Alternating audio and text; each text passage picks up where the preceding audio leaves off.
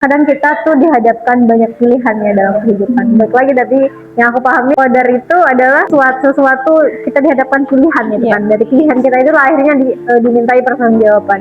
Tapi kadang nih ada orang, aku pernah dengar salah satu konten atau podcast, siapa saya lupa, tapi intinya bahwa setiap orang itu punya beda-beda pilihan. Aku punya pilihan, 3 pilihan. Aku bisa memilih nih dari ketiga ini, pilihan mana yang mau aku ambil gitu kan. Dan kamu kali gila gitu kan, punya cuman 2 pilihan gitu kan, nggak bisa memilih yang lain, cuman ada 2 pilihan ini gitu kan. Artinya kan beda-beda ya setiap orang itu pilihan. Kita nggak boleh juga ngejudge seseorang itu kan, kadang kita dihadapkan pilihan yang memang itu tidak ideal ya, sulit gitu kan. Misalnya kayak kita dipilihkan pada pekerjaan yang mungkin udah kita tahu itu buruk, gak baik, atau berada di posisi harus mengambil putusan itu, cuman ada 2 pilihan nih, misalnya buruk atau lebih buruk gitu kan. Itu pilihan yang sulit gitu kan. Gimana sih sebenarnya tanggapan dari pembahasan qadar tadi itu? Mengenai qadar kan memang pilihan kita kan yang dipertanggungjawabkan. Tapi kan jika kita berada di posisi yang seperti itu kan memang sulit kan untuk memilih mana yang kita ambil kan, misalnya.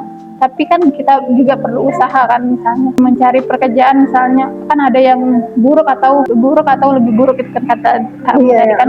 Tapi kan dalam mencari pekerjaan itu kan bisa kita memilih, saya ada yang lebih baik dari itu, bisa kita ambil dengan proses usaha. Nah, jadi misalnya kita dihadapkan hal tersebut, kita bisa memilih itu kan untuk mencari hal yang lebih baik dari itu.